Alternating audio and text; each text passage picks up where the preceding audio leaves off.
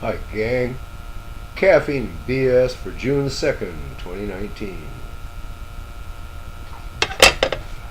I just uploaded the first of a new playlist, Nana's Kitchen. And now this is Caffeine and BS. I was just watching Stefan Gutzewinter making a set of 3-jaw chuck jaws.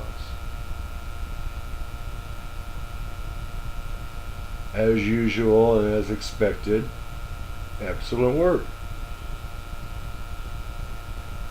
Although sometimes I feel sorry for Stefan with all that beautiful equipment and all that esoteric stuff that does so amazingly nice work. He can't have imperfections.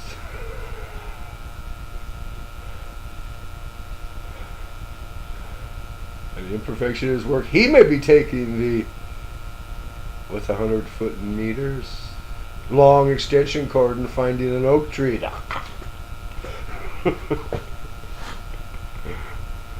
Whereas me, hey, a bugger in a corner.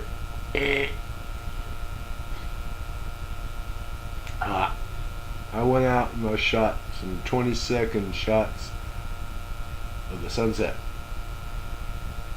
Pretty sunset. I'm going to share that with y'all.